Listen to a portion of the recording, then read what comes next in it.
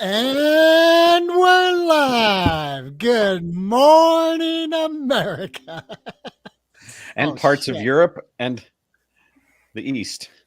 Yes. Yes, Greg, this is episode 101, and we are so excited to have Elizabeth as our guest today. And you'll notice I didn't try to pronounce your last name, Elizabeth. Would you be willing to pronounce it for us? It's Mikotowicz. Mikotowicz. Oh, Yeah. that's way easier than I thought. I'm so glad I let you do it. Mikotowicz. Welcome. Thank you for having me. Yeah. Well, thanks for joining us. And what does EPM stand for? Oh, it's my initials. Ah, Elizabeth Patricia Mikotowicz. all right. I just think of EDM so much. Like I expect us to all get up and dance. Yeah. All right. So if we dive right in, you were incarcerated. I was. I got out 5.5 years ago for a federal drug conspiracy. My life kind of fell apart in my 20s. I had a really good childhood, like no abuse, no drugs. I was never exposed to anything bad. But once I got on my own and out there in the world and dating, I came across some really abusive men. And my son's father beat me with a wooden dowel to the point my skull was showing when it happened. Like they had to sew the muscle back and then sew the skin back. And I started getting seizures like right off from the brain damage. And when the doctors pumped me full of opiates, they lied to me. They said I was on too small of a dose to get addicted, and I found out I was pregnant that day from going to the hospital because they had to put me in the brain scanner thing, and they have to make sure you're not pregnant. So they told me that if I refused, that it could result in a call to Child Protective Services because my blood pressure was going up so much from the amount of pain I was in and the brain damage effects from afterwards. So I really like had no choice. And when people say addicts choose to get high and addicts choose this, well, I didn't have a choice. Like it was either that or risk losing my children. And, when it escalated, the abuse escalated, he was a drug addict too. He'd just steal all my pills pretty much. And, the first time I shot up, he had trapped me in the bathroom and said, you're going to do it. And you're going to do it the right way. And I didn't want to, but I had already taken a beating that day and I really just didn't have any fight left. So that was how I shot up for the first time. And the needle is a whole other addiction in itself. And so yeah, my life was going to hell pretty quick. I eventually went to the battered women's shelter called Spruce Run in Bangor, and they turned me away with two beds open. They at first they said I had no emotion, and they didn't believe me. They said that most survivors of domestic violence come in and they're like crying and they're upset and they're hysterical. I wasn't. I was in complete shell shock. I mean, this man would torture me to the point I'd beg him to kill me and just get it over with. Like to give you an idea of like the psychological damage. Ooh, my broom fell. My dog Just to knocked put the a broom point over. on it. Right. Sorry, I have a That's puppy okay. that's running around my table. Anyway, so yeah, To give us an idea of the psychological damage. yeah, I never had a conscious thought about hurting him or like retaliating back, but I started having dreams about killing him. So my subconscious was like dealing with it in a different way that I was like in my conscious waking hours. And, when I went to Spruce Run, when I finally said, oh, you don't believe me? Okay. The scar on my face isn't enough for you. I went and I got the police records. I went and I got my hospital records. And then they did a complete 180 and said, well, your injuries are so extensive and your situation is so dangerous that it puts the other women in the shelter in danger. So the girl that got the bed didn't even get hit. The guy kicked her car. And that's domestic violence, absolutely. Destroying property and intimidation, absolutely. But in compared to my situation, where I would have died if I hadn't gone to the hospital, like you're not going to help me. So, drug dealers and people in a criminal life were helping me. They gave me places to hide. They, gave me drugs to sell. And I was tough enough from all the trauma I had been through where I was actually, you know, kind of a force to be reckoned with, you know, on the streets. I wasn't scared to die at this point. You know, I wouldn't back down for nothing. And, you know, I just kept moving my way up the chain and, you know, getting more and more tied in with more and more dangerous people. And oh, the other thing was, once I made a deal with my father, if Spruce Run wouldn't help me, then I would sign my kids temporarily over to him. But once I did that, I lost all my health insurance. I lost any vouchers, you know, I had. And, you know, I couldn't go to the doctor anymore. I was self-medicating, like, and, you know, I needed rehab. But the second you admit you need rehab, you're never getting your kids back, especially back then. This was like, you know, 15 years ago. And, you know, that's why so many parents who are in addiction don't get help, because they're so scared that the second they do, CPS is going to come in and take their children. And it shouldn't be that way. You know, it shouldn't be to the point where people are getting arrested or overdosing or doing some horrible tragedy just to get help because they're scared the government is going to come in and ruin their lives even more. And so I eventually caught drug trafficking charges. First time I ever got in trouble in 2011, I was selling bath salts and it was legal. So oddly enough, I go to jail for the first time. I'm like, it's legal. I got nothing to worry about. And, you know, after selling crack, heroin and all that stuff, never getting caught, I finally get caught with this stuff. And, you know, the government made its tax money because it was being sold in head shops. And, you know, I'm not one for conspiracies and all that stuff, but I just find it very shady that America got in trillions of dollars in debt with China. And then all of a sudden, like a year later, all of this bath salt and all of this Molly and all this fentanyl starts coming over here. And it's all being created in China. So I don't know why. I just think that's really shady. That got big really quick. Like I want to try to hold a little bit of space for what led you to being with a man who would treat you that way, and just honor the fact that you survived that. Yeah. And acknowledge what a horrific, traumatic experience that was, and how that might lead to dependency, and then also being abandoned by the system, leading you into the arms of gangsters, basically and then having to raise the level of your capacity to exist in the world of gangsters. That's power. In an unfortunate use of it, like the fact that you had to pull that into your capacity and be powerful in that arena is you know, amazing. The streets kind of built me back up, because I was like this battered, broken down, you know, woman who, you know, I had no confidence in myself, no nothing, and all of a sudden the streets kind of built my confidence back up and made me realize how powerful I actually am. And, you know, I was running with men that didn't respect women, and they were respecting me, you know, because not really because they respected me as a woman, but because I was too much of a problem for them. And, you know, they weren't used to that. My puppy's grabbing my cord again. Mommy, I want your attention. I'm the puppy. Does all of the time.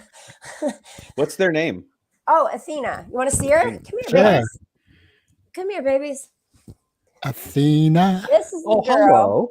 Oh my gosh, she's cute as a button. And just like any other dog, they have no idea that there's any interview or what this TV thing is. It's like, I know. I think that's brilliant. Like the other day, I rent a room here, and the woman had a picture of a kitten, was showing it to my son's dog.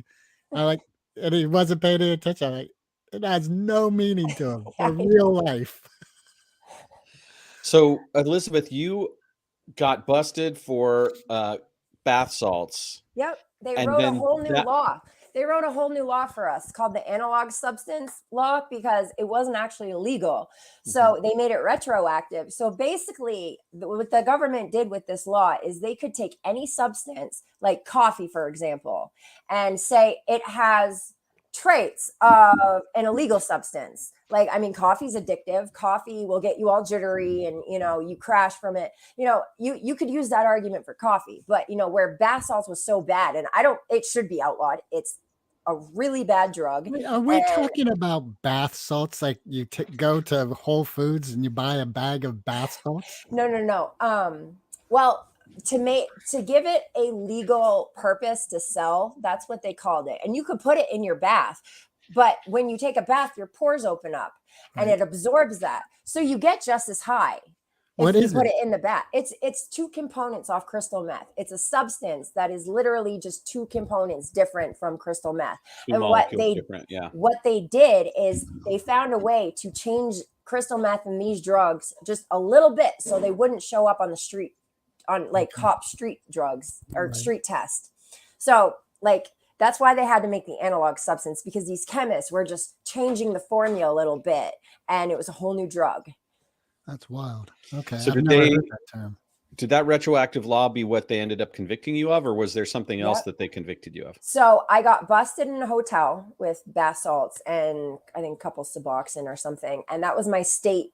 That was with the state of Maine. And I did 7 months. And then the feds picked it up in 2013 and I got held accountable and went to jail for the same drugs twice. And the papers, when they arrested all of us, they made sure to say it's not double jeopardy because it's two different jurisdictions. Like the feds can hold you, like my discovery for my state case was in my federal paperwork. I was being held accountable for this, literally the same substance twice. Wow. And this is a problem, in mass incarceration. Also, ghost weight is a very big problem. Like people are in jail for drugs that never even existed. The government just said that we're going to hold you accountable for 12 ounces of this, even though we never physically attained 12 ounces of anything. Yeah, what you're bringing up is something called the prison industrial complex, yes, which is this way that slavery is continued by using incarcerated peoples as labor forces and then trumping them up on whatever they can get in there, and particularly marginalized people who they know have no means of defending themselves. Absolutely. Yeah. A hospital saves $350,000 a year contracting their linen to be washed by inmates instead of paying regular workers. We work 40 hours a week with the threat of going to the shoe or losing good time and not going home. $5.25 a month. And mind you, that doesn't even buy a box of tampons in there. And I was so excited because in Maine, I just got the state representatives to pass a bill mandating all jails provide tampons and pads free of charge for women. So this is a problem. Like women will try to make their own tampons and get infections because they just can't get to it. We have no way of getting these things for ourselves. Wait, and then I'm sorry. You were responsible for getting this bill passed. Like your energy helped get this passed. Yeah, I brought a bunch of issues up with some state representatives, and I actually got a few bills passed. They took a couple of my proposals and put them into a bill. Another one was so there's a huge homeless problem in Bangor. We went from 2 homeless encampments to 10 over the pandemic. Kind of like the rest of the country, how we went from 3 empty houses for every homeless person to 29. Yeah. So these landlords were collecting all these application fees and not even renting the apartment. They would get 10 application fees a week. You're going to get triple the rent and not even have to turn any lights on. So this was a money scam. And, they'd get 70 people to apply to this apartment and you'd still see it posted. Like you couldn't find, within 70 people, you couldn't find a single tenant out of all those people. Like this is a money scam and it's driving the homeless problem up. And it mostly affects felons and, like you said, marginalized communities, people that are targeted by discrimination and, racism, all that stuff. And so they passed a bill and they added to the Tenants' Bill of Rights that you could only charge an application fee if a lease was signed. And this needs to be done across the country because these landlords, and it's mostly corporate landlords, like I don't want to like make the small time landlords feel a certain type of way because it's really not them. No, let's be clear. There are large real estate ventures that are purely about investments who have holdings in apartment buildings and they use management companies. And it's really a personless face to the way housing gets applied or not applied to people. And so there's all this a monetary incentive for them to do the kinds of practices that you're describing. And you're right. And now they have processing fees. Like, what are you processing? It takes 5 minutes to look over an application. You can write off the criminal record, whatever you had to pay to look at their criminal record. You can write that off with your taxes. Like, I'm not buying this. Oh, I have to pay these people to go through these applications and I have to pay for the criminal record. Man, my dad bought a package for like $40 a year and he gets unlimited criminal records. Like, your argument is faulty and you're just greedy, and this is a problem. Yeah, it's all about a profit motive, like you were saying, and about creating slave labor practices. I'd like to turn back to sort of wrap up the story about how long were you incarcerated? I got 37 months and then I went back. I didn't do well on probation. Like, my mental health deteriorated. It didn't help that I had $1,300 worth of psych meds that the prison had me on, and I had no way to pay for it. And psych meds are very dangerous if you just stop taking them. Like, I was on lithium, your heart can stop. So like, I was just trying to get a job, a house, whatever. And now all of a sudden I have $1,300 worth of psych meds that I'm now detoxing off of. So obviously I relapsed. I couldn't, I went into DHS, like, please help me, like, get prescriptions and, medical care. They told me, this is when LePage was in office, that I would have to get pregnant in order to get health insurance, any type of health insurance. I'm like, I'm just trying to be okay enough for my other 2 kids that are here. And you're telling me to bring another baby into this mess. Right. Like, that's crazy to me. But when I went back to Danbury, I painted murals. That was my job. Here, I got pictures for you. Yeah. So I call this my blue period because they only let me paint with blue paint and then white and black, obviously, for shading. I was paid $57 a month. It was one of the highest paying jobs in the prison. So this was a job that you got while you were incarcerated, or after you got out? No, while I was incarcerated. This is at Danbury. The caseworker just wanted to make the place look beautiful and inspiring and not like white walls. And I did the trauma program while I was in there. That really helped me a lot. I got into meditation while I was there, and I started writing a memoir while I was there too, like about my experiences in jail and like all of the horrible things I witnessed in there. Like, my first week at Somerset County, I witnessed an entire pod of women get stripped because they signed up for a razor, and the male sergeant wanted a list of who shaved their vaginas and who didn't. Those that did were written up. And I'm like, that's what sex traffickers do. They dictate how you groom yourself, and you guys are supposed to be officers of the law. And while I was there, I was in solitary, given the wrong medication. I'm high functioning autistic, but I had a wrong bipolar diagnosis at the time.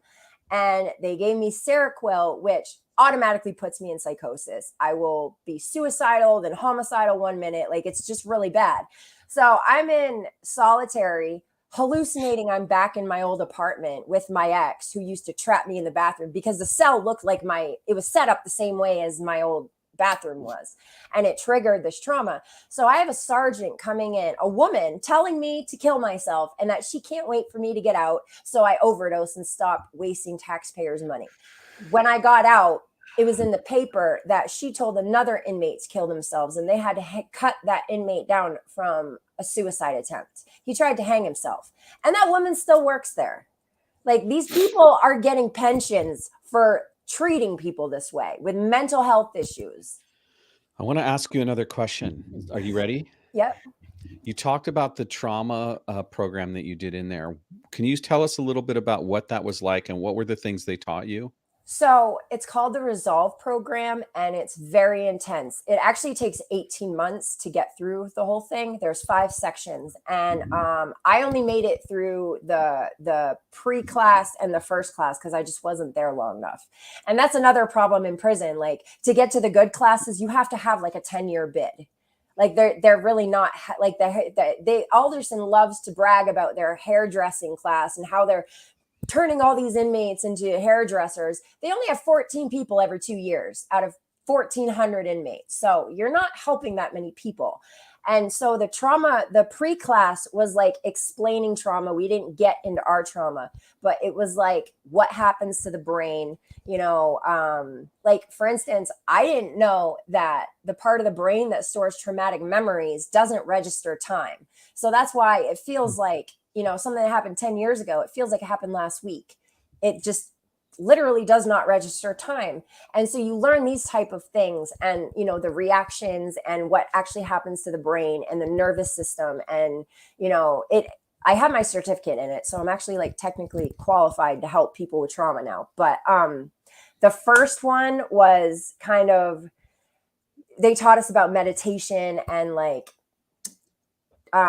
coping skills, and it's all about distraction. If you have trauma, like sitting there talking about it is not going to help you. Like your brain doesn't know the difference between Right, you're re-traumatizing yourself. Yeah, it doesn't know the difference between a traumatic memory and what's actually happening. So you're actually, like you said, you're re-traumatizing yourself, and you have to distract yourself. So you literally have to just find dumb little things. I mean, you could walk around the room and list off everything you see and all the colors that's associated with it.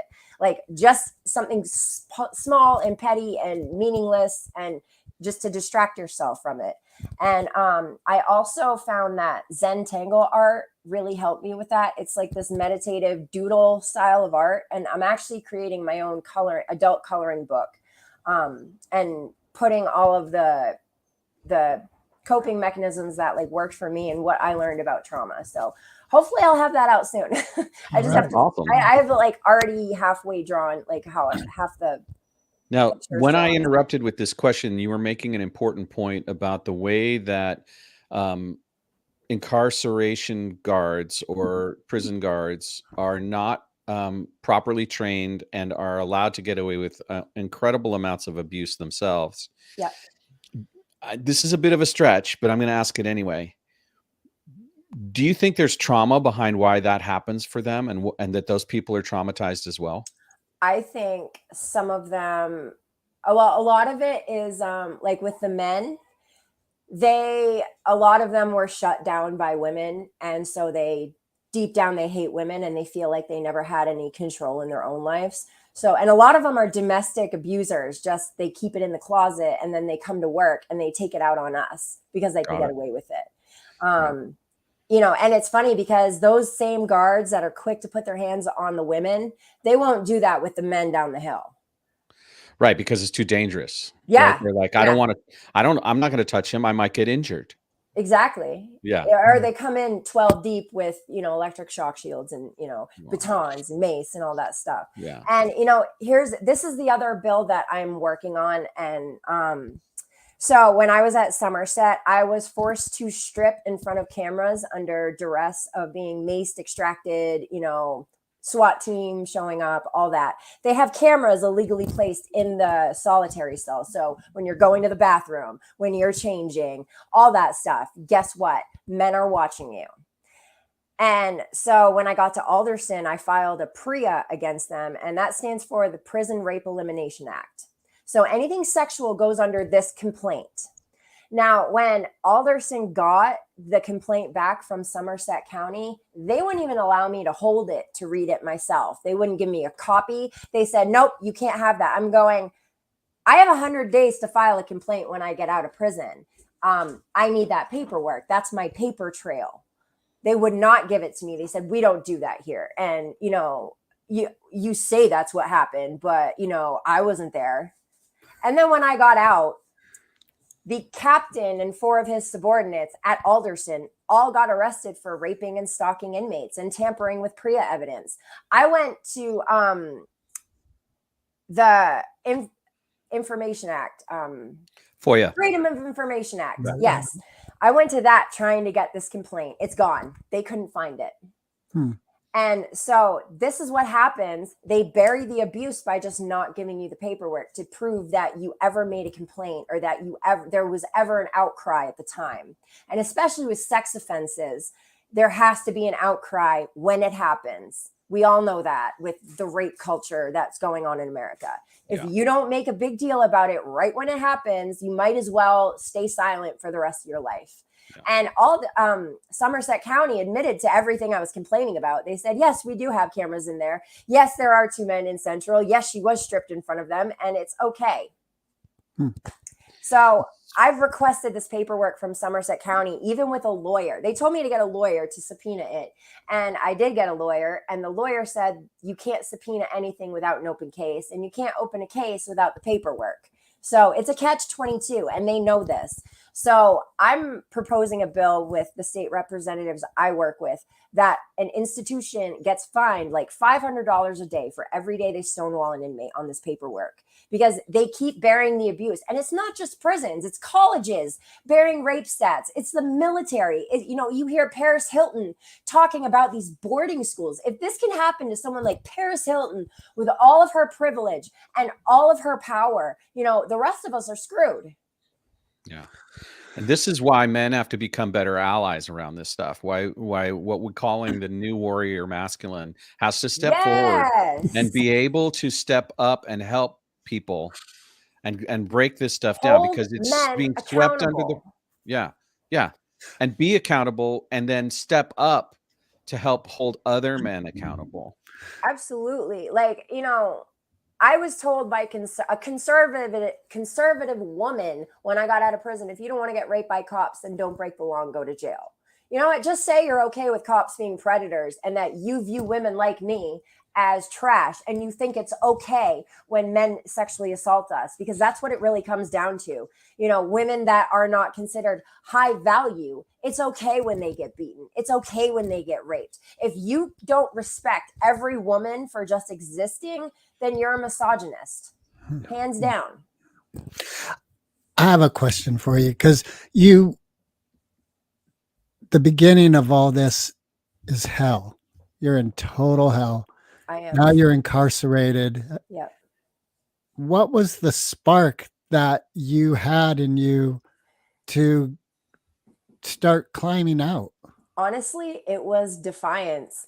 I had so many people banking on the fact that I was going to die when I got out, or I was just going to go back to selling drugs and, ruin my life. And I wanted to prove them wrong. You're not going to pin me a statistic on me. You're not going to do that. You're not going to break me to the point where, I'm not going to give you that satisfaction of falling apart because you're a cruel, awful person in a position of power that you shouldn't have. So the same energy, I'd say, that you survived on the streets with and rose up through the ranks, is that same energy. Yeah. Getting out fuck you. Yeah. So how did you create that in yourself? What happened? What switched it to put you in that mode of self-empowerment? What happened? Yeah, and positivity. You're really engaged in positive change, I am. Well, because, I look at it if I went through that and I can put a stop to it because I went through that, it would make it worth it. If I can put an end to this for others, then it'll make the hell that I fought through, worth it 10 times over. How did you find the resources inside yourself to create that new approach? How did you step out of the role of victim that society was trying to just crush you into and become powerful? I hated being a victim. I hated feeling powerless. And, that was something I had to stop doing. I would gaslight myself worse than anyone. I would literally tell myself, I've been through worse. Well, at least he didn't put me in the hospital this time. I've been through worse. Whatever. And just because I'd been through worse, I couldn't wrap my head around the fact that, it still wasn't right and I didn't deserve it. And just because I could take it doesn't mean I should. And so it was really just kind of refocusing, because I was addicted to the trauma. At the end of the day, being in the midst of chaos was a lot easier for me than, sitting here and being like, yep, I'm fine, just waiting for shit to hit the fan. It was that, right before, the other shoe dropped, that I couldn't sit with and I couldn't handle that. And then I would, end up putting myself in situations that, at the end of the day, I should have known would have been chaotic and would have been traumatizing and would have gotten me in trouble. But it was just I couldn't, handle that, I'm going to sit here and be calm and, nothing bad's going to happen. And there was none of that for me. So you expressed that you were raised in a very safe, normal home, and then you get out on your own and the wheels come off the bus. Do you think your parents like held the environment for you growing up where you didn't have to do anything?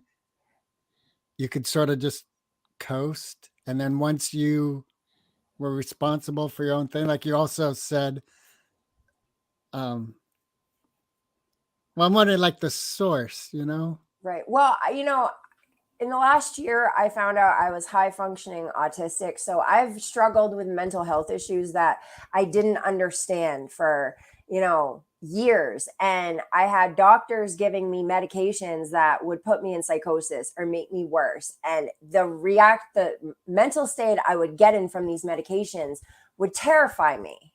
And I didn't understand them. And so when I tell these doctors this, they're so arrogant on their own PhD. They don't want to listen to someone with mental health issues telling them they're wrong or whatever they did was wrong.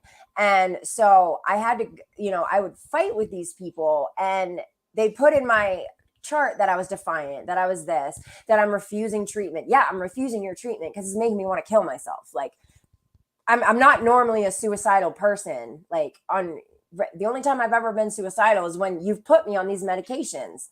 And so that was very hard to deal with. And, I had learning disabilities. Like I struggled with math and science. Like I was very good at English, art, and, all, music and all that stuff. But I struggled in other ways. And I also had sensory issues that, I would get completely overwhelmed from overstimulation, and I didn't know what was happening to me. And so it was a lot of, and being high functioning autistic, like reading between the lines wasn't a thing I could do for a lot of years until I became completely traumatized. And, now I know all the signs of a sociopath. Like it was like I had to learn the absolute hard way because, the indirect stuff with neurotypical people just didn't really help me a lot. Do you have a relationship with your two children? I do. And are they still with your father? They are. He adopted them, and they come whenever they want to, and I still pick them up. Well, when I was still in Maine, I'd pick them up, but now they're coming down for the summer, and I'm really excited. But yeah, I still have a great relationship with them, and this wasn't the way I wanted things to go. But when I got out, I was on lithium, and I went through this 2 years, even after I was done with probation, where they were still, you're bipolar, you need medication, and they put me on these medications. And for about 9 months, I didn't come out of my house because I had agoraphobia so bad. These medications just like completely, so it wasn't good for them to see me like that. Like I would, was sleeping all the time from these medications, and I wasn't like I am now. Like I would not have been able to come on a podcast and talk to you in that state at all. Like I was a complete mess from these medications. So, after I got out in these 5 years that I've been out, I really had to first I had to tackle my trauma. Then I had to figure out what was going on with my mental health. Then I could finally, tackle my addiction. But for a while, I just had to be on Suboxone because, the trauma was just too triggering. I wasn't getting high because I couldn't stand being sober. I was getting high because the trauma was so bad. I was scared I was going to react, in a way that would put me in jail again. Yeah. Wow. The story here is so intense that there's this risk of bypassing it to get to what you've done with it. And I just want to acknowledge how intense this was, and that we could spend literally probably 2-3 hours going over the details of that. Right. But I also would like to transition if you're ready, if you feel heard enough. And what I want to do is I want to go ahead and just show the work that you do on your website and the art that you're creating. Let me see. There it is. The EPM clothing line. Yeah. And everything is environmentally friendly, and it's very inclusive too. It comes in plus sizes.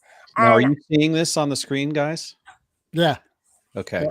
So tell us a little bit about this design right here. So that's my lucky koi fish. And I put a couple gold scales in just to like draw on abundance and wealth. Like I'm very like all about feng shui and law of attraction. And like, I love that kind of stuff.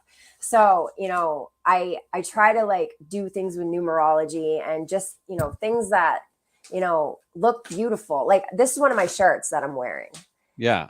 And And this is art that you've painted, right? These are from your yes, paintings. yes, And then now you're taking them and you're putting them in a place where you can create a business for yourself and yep, to support yourself and using your creative power. I mean, look at these designs. These are great. I love the shoulder Yeah. throw on this one. The butterfly with the rose. The colors are very rich and deep.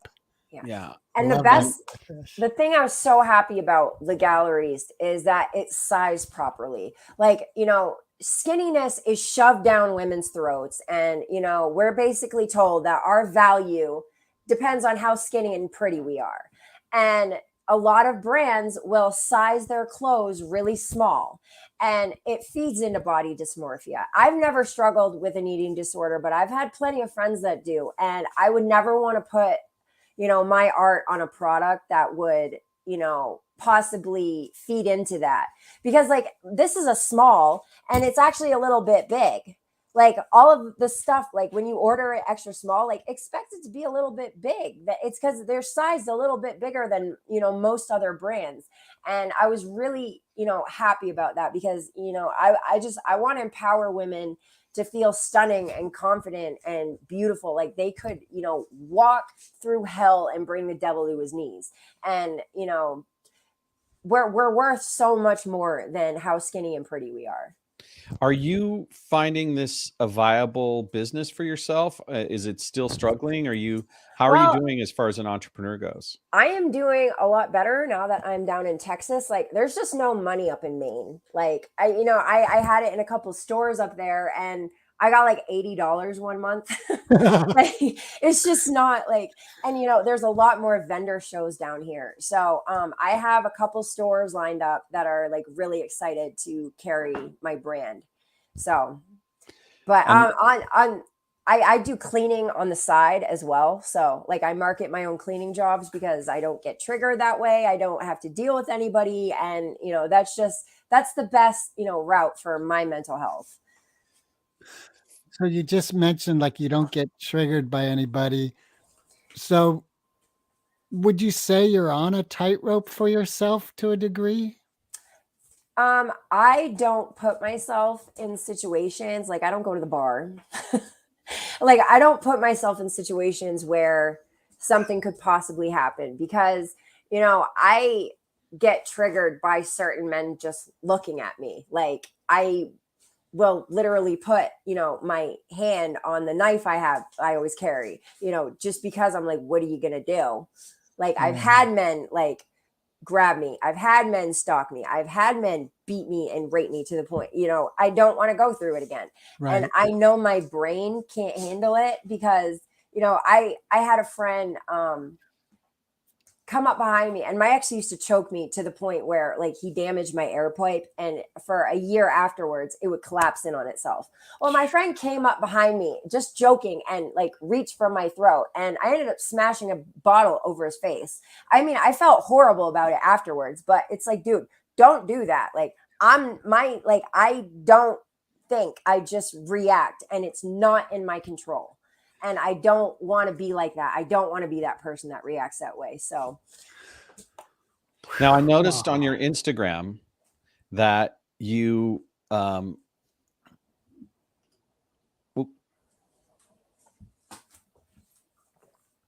I noticed that on your Instagram, I saw that you have a partner.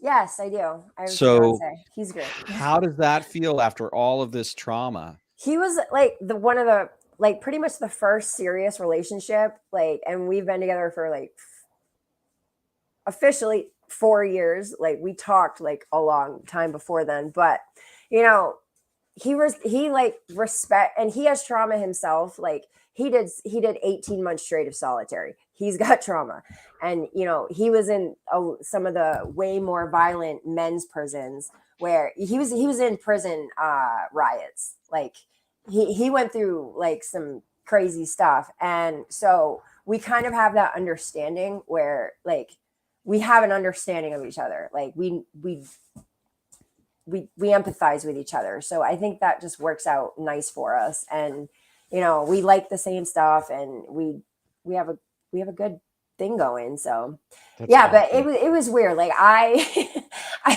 like we've been engaged for 4 years, and you know, he knows I'm like terrified of like becoming trapped and, you know, being someone's property again. So he's like, let me like take all the time I need, and he like respects me that way. So it's good. Like we That's we have a amazing. good thing going. And Tell me about his level of emotional intelligence. Like, does he talk about his feelings? Yeah, sometimes. I mean, he's kind of like ADD, ADHD. So sometimes he'll like start talking really fast, like when he's mad, and like he gets overwhelmed easily, like I do, like kind of like with the overstimulation thing. But you know, we understand each other's issues, so I think it's, you know, it's easier for us to empathize with each other. Is your father and your children a part of your life with your partner, your Oh yeah, they'd come over and spend the night, and we'd take them on. You know, we took them to Fort Knox one day and down to. Is there any gold in there? No, there's nothing there. There's nothing there. There's no gold in Fort Knox. No, in Maine, no, nothing ever even happened there. there's They built Fort that. Knox, Maine? Yeah, it's in Maine. Oh, Yeah, they built this giant fort thinking the British or somebody was coming, and then nobody ever actually came. So it was just like this big empty like fort. So it's not the gold repository Fort. No. Oh. I'm sorry I interrupted you because you were Oh, telling it's such a okay. beautiful story about how you get to hang out with your family. But I was like, I finally talked to someone who went to Fort Knox. I've been wanting to know. Ron Fort Knox. Right. Well, Elizabeth, you've really, I mean, my hat is off to you, which is a stupid statement, but like you've really been creating a life that I admire, and who you are as an individual, meeting you through this, just so strongly engaged in positivity. What would you say to someone, are like, this is a big thing for me, the element of hope. How do you maintain your hope every day? You know, especially with everything going on, I mean, with the GOP just reducing us to nothing but birthers and trying to enslave us further, you know, I think laughter makes the pain go down easier. And that's just kind of a little statement that I've like always told myself, you know, because it does. Like we'd be sitting there like going through the worst of the worst in prison, and we'd all be, you know, super happy and just like straight belly laughing, you know, over nothing. And, you know, I think it's just little things like that. You know, I also started, you know, when I got out, I was trying to change my mindset. So I started making like gratitude lists. Because, you know, at the end of the day, like as hard as what I went through, I was sitting next to women going through 10 times worse. You know, there was women in there that the CPS was telling them, we don't know where your children are. And they're sitting there doing 10 years. And I just couldn't imagine that hell of being terrified, you know, the state lost my kids, or, you know, whatever happening at home. And I watched women, you know, their children died while they were in there. And it was during the Puerto Rican, that huge hurricane that came through Puerto Rico, and they wouldn't let her go say goodbye to him. And she was there on a BS technicality. She went to see her mother who was dying, and they violated her for it, like, and sent her back to prison. Like, and it's just, I don't know.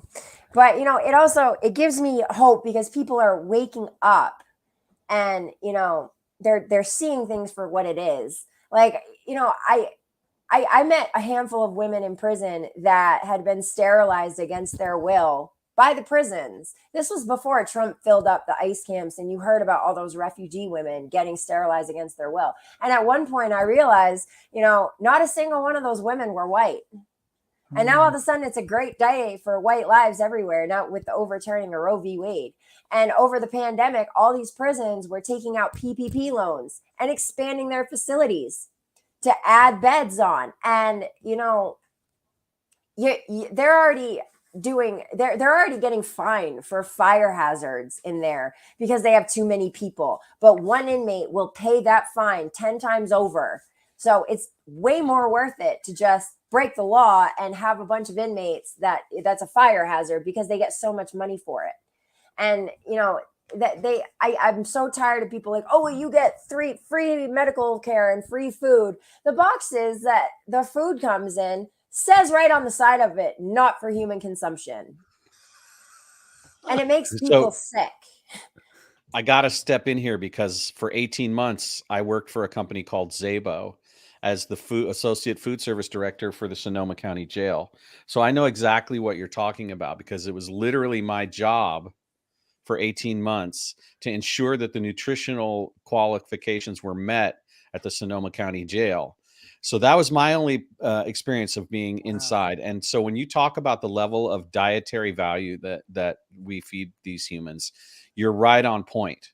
Yeah. Like it's insane what we give these people to eat. And I was there when they decided that women are smaller than men. So we only needed half the amount of food that the men did. And they literally cut our portions in half. And it's like, dude, you guys are so cheap, so greedy. And here, the taxpayers at home will love this. This is where some of their money's going. So when you get to federal prison, you have to, if you don't have your GED or a high school diploma, you have to take the GED. That's great if you don't actually have it. But what was happening is, you have women who can't get paperwork from the outside.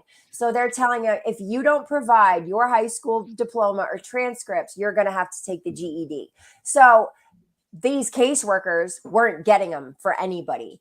And then we find out that they get $2,000 for every person that is in the GED, and then another $2,000 when they graduate. So we had women with PhDs and bachelor's degrees walking out of prison with GEDs.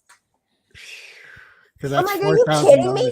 And then they cut another corner and they don't pay regular teachers. They tell the inmates with PhDs to teach the other inmates and help them pass their GED.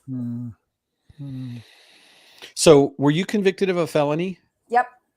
So does that mean there's no way that you could run for office and start to change some of these things yourself? I don't think so.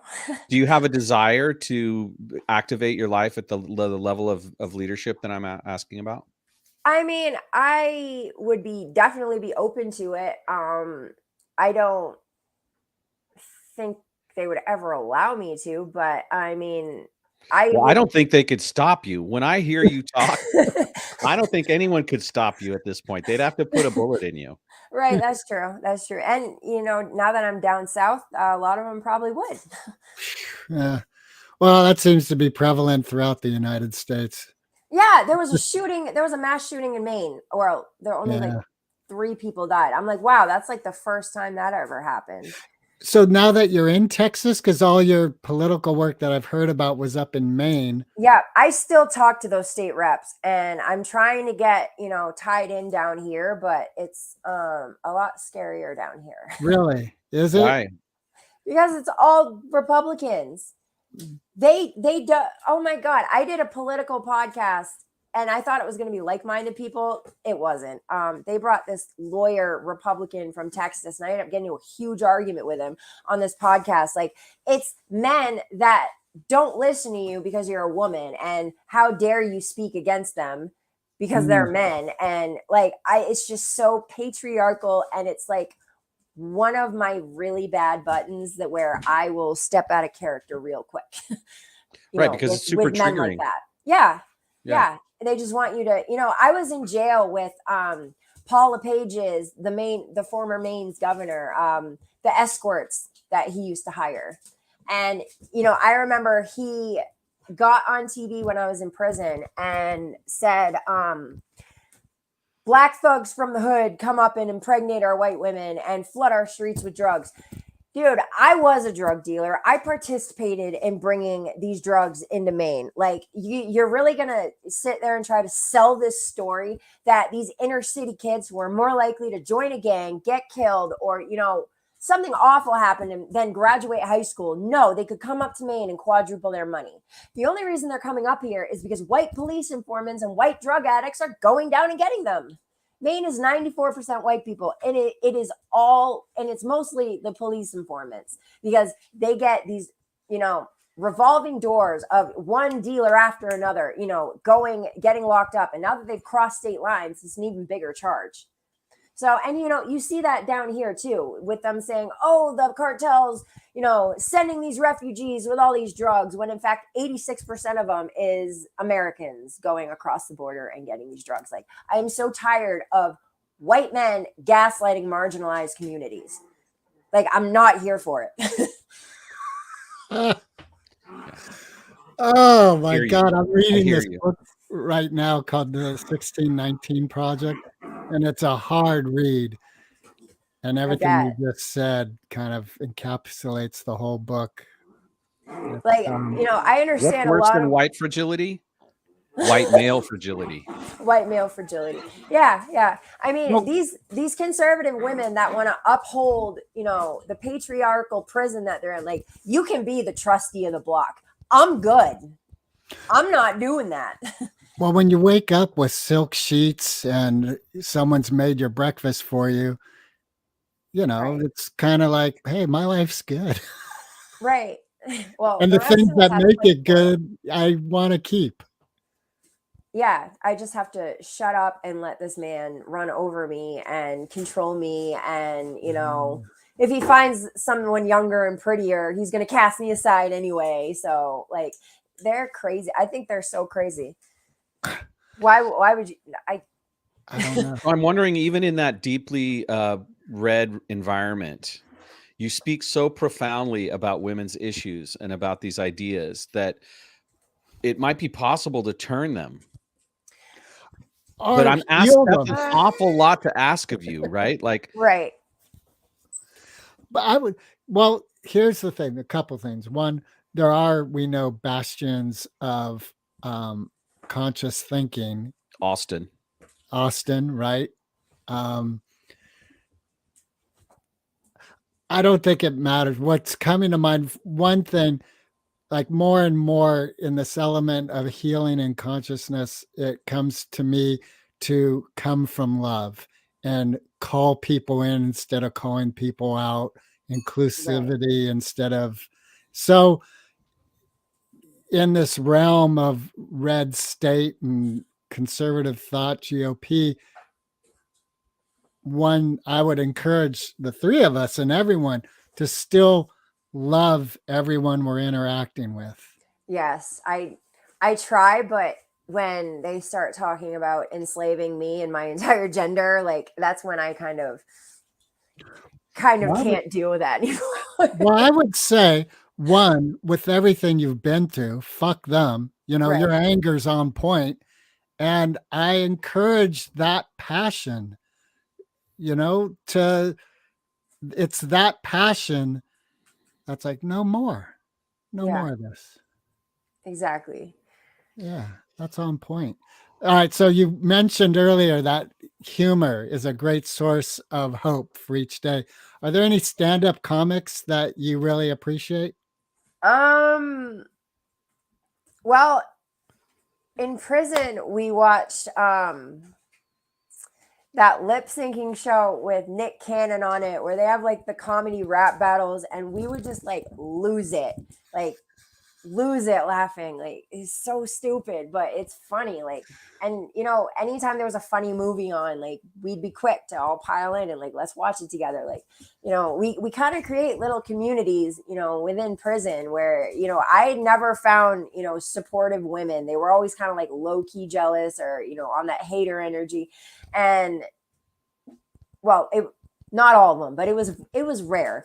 And you didn't really find that there. Like, we're all in the gutter together. Like, we're all trying to, we've all been discarded by society. And, we just kind of have this like sisterhood where we lift each other up. I still talk to these women. We still help each other out with our businesses and, hyping each other up. And it's just, that part of the experience, like, I was grateful for. And, that's what I try to hold on to, because they couldn't break us. They couldn't, destroy us in that way. They wanted us, you have officers that will come in, and if they see you're happy and in a good mood, they will mess with you just because of that. Like, how dare you not be depressed and suicidal in jail? Like, and I'm not trying to like make it sound like it was this great time, because it wasn't, and it was absolutely horrible. But the good parts were good. There were these small moments of respite where comedy and camaraderie could bring you to this point of your humanity, really. Yeah, like when I got my discovery, and one of the CIs, her dumbass gave her cell phone to the feds and didn't take the pictures of her sucking dick out of the phone. And it was in all 14 of our discoveries, like blown right up pictures. Like, this is why I tell people, like, don't snitch, don't cooperate with the government. They're not going to protect you. Like, this girl, like, all kinds of titty shots, all kinds of everything shot. Like, every dirty picture this girl took of herself was in 14 of our discoveries that she told on all of us. Like, I mean, that was like comic relief for me. I was like, there you go. There you go. I can think of other reasons why a BJ shot would be funny, but that wasn't one of them. No, but then the cops come in. They're like, this is pornographic material, but it's your discovery. So do you care if we take this? And I'm sitting there like, well, the part where she did tell on me, it's not on this page because she's got a dick in her mouth. So yeah. They didn't know what to do with me after that. And they brought two women with them because they were like, this is really awkward. And this involves like sexual material. So I don't know what to do. Well, considering the abuse that you've experienced at all of these levels, it's a wonder that you have any kind of sexual desire left at all. Yeah, it's funny because you can actually like, yeah, it'll go off for like a long time. Like, you just won't have any like desire or arousal, and that's like, and I was talking about that with some friends I have that were former porn stars. Like, they're not attracted to men anymore. Like, pretty much all the former porn stars or prostitutes I know that were into men, they are strictly like lesbian now. Like, what do you think it is about that? Why is that the case? Because most men are predators. And now after you see that, it's really hard to even think like, oh yeah, I'm going to get close. I'm going to get intimate with you again. Like, or at all. Like, it's just like, dude, they're so violent and they just expect it. Like, how dare you say no to them? Like, all these men, even the ones who are like good guys, it's how dare you say no to them? Like, Mark and I were just speaking of this right before this podcast episode started, because I'm single and I'm feeling that spring thing. Like, I want to, if you don't mind the, right. the share it, Greg. Crassness of this, I want to fuck.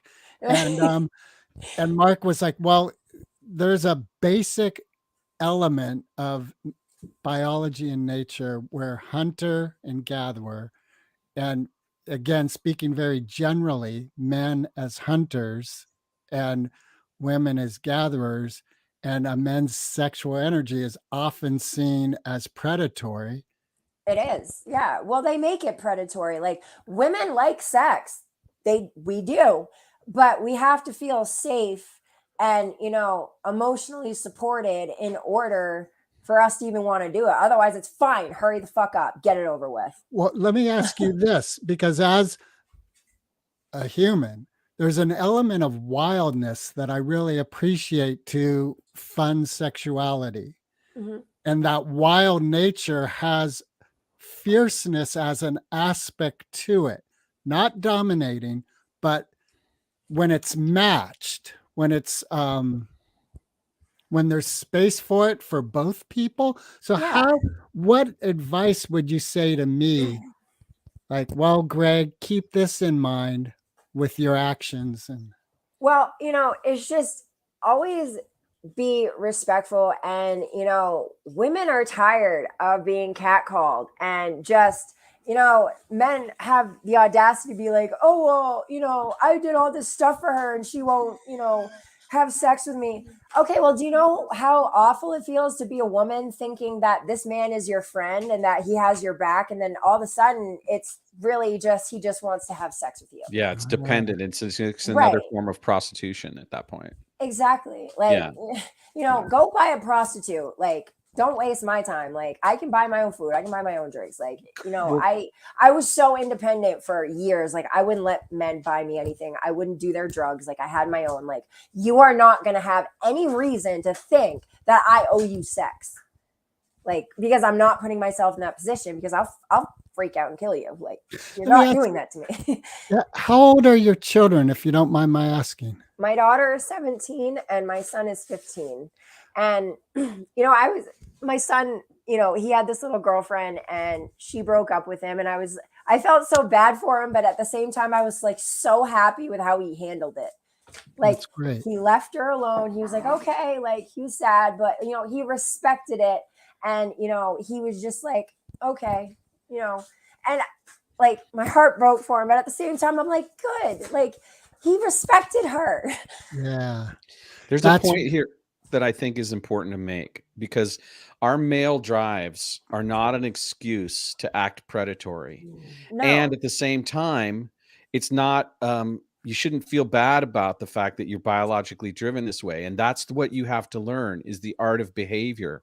You have to learn to be hospitable, to be a good human being with people. Right. And to Nobody let go owes you an orgasm. Right. No one owes you any of that. You don't have a right over a woman's body, none of that. And the truth is that magnetism can actually serve you really well when you align it with your heart and with this idea of equanimity and people being in it together. And feel her. Don't just feel yourself. Right. And, you hear all these men going, oh, yeah, she gets off. I'm like, yeah, I bet she fakes it because she wanted you to be done. Women have 4 spots on their body that you can stimulate to reach orgasm. And 98% of these men can't even get one. Yeah, we could end on that note. It's a really uncomfortable subject. And for someone who's experienced so much male trauma, I'm really grateful that you were willing to go there with us. It's a lot to ask. And I just, I went through years where like I became a pro at demasculation. Like I think I had one guy come up to me and try to get me to screw him for some drugs, not realizing who I was, and that, I dealt with people at the top and I had way more stuff as my head stash than he was ever selling.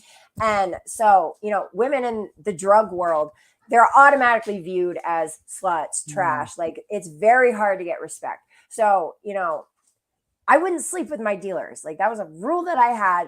I wouldn't, ever, because you don't get respected. Then you get taken advantage of. Then it's, oh, how dare you say no to me? So, like, if there are any women out there playing in the streets, please keep that in mind, because it can get you hurt.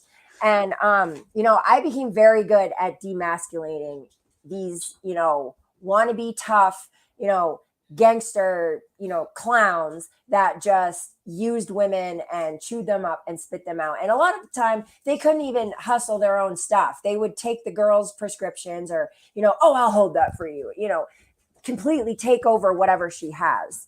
And so I would have to like be an asshole, essentially. Like, no, you're not going to run me over because you're a man. And, I see that a lot in kind of like the corporate setting too, where they just like want to run women over and, not either ignore what we're saying completely and just not even acknowledge us because they have no decent argument for what we're saying, or just talk over us and not let us get a word in. And, there's a through line here about colonizer mentality, about enslaver mentality, And it runs through all of the aspects of this conversation, from just Right. even like simple sexual interactions between men and women, all the way through the corporate culture, as you just described, the prison industrial complex, the drug companies, and then the drug, The street streets. Right. drugs, right? Right. We have got to deprogram ourselves and decolonize our minds. We have got to do Absolutely. this work if we are going to survive. Exactly. You know, when I was growing up in the 90s, they were having countdowns for when teenage girls were illegal to have sex with. Like men were having these countdowns.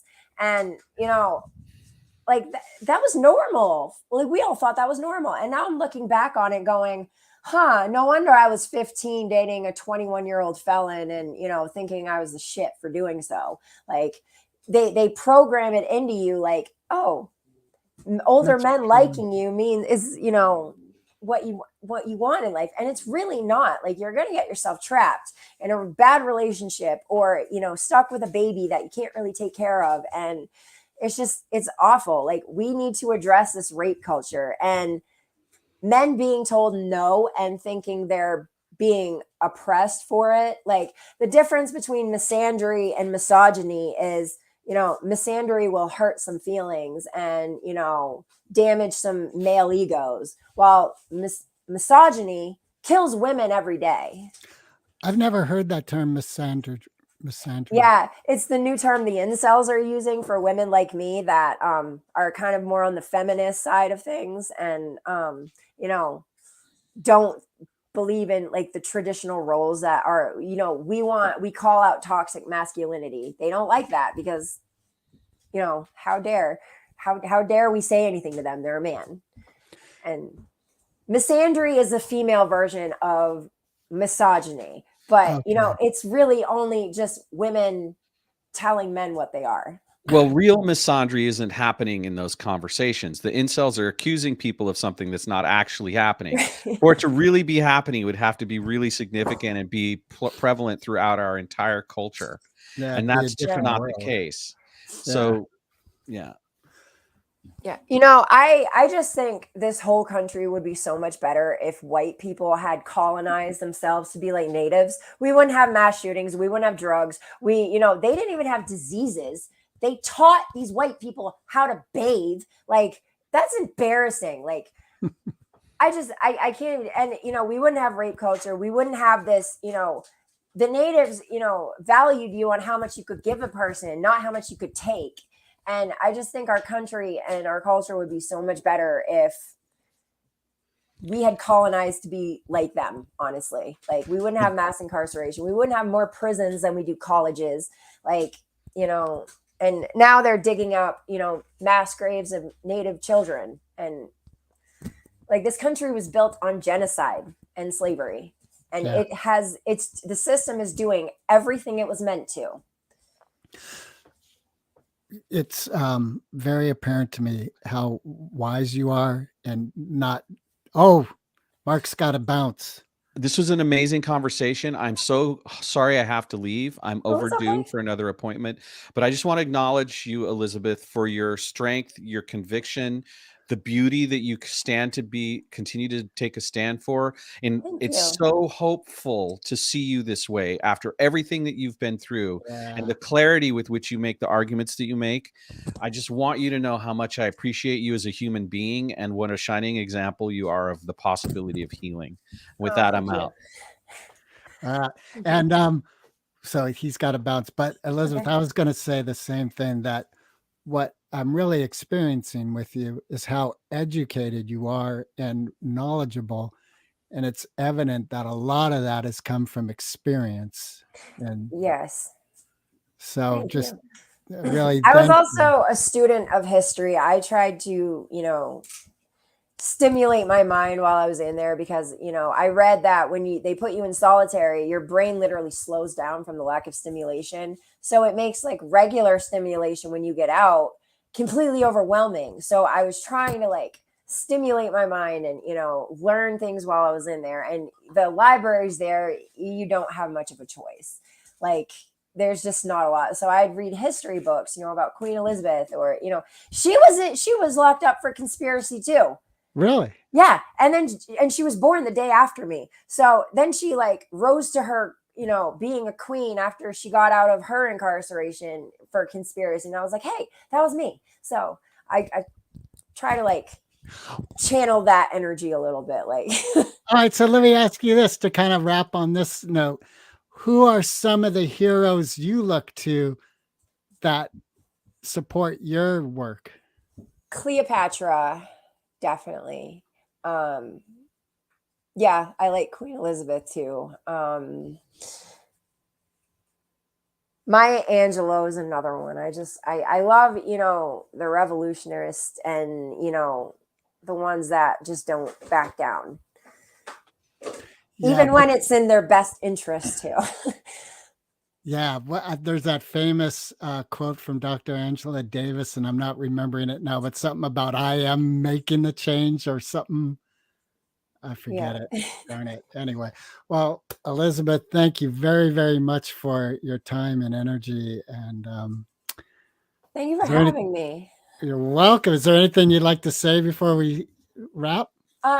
You guys can check out my website at legalleries.com/en/elizabeth.mikotowicz. And I'm also, all my handles are the same on social media, from TikTok, Twitter, IG. It's EPM_art_1111. All right. What's the 1111 for? I just like that number. All right. Perfect. It's a manifesting number.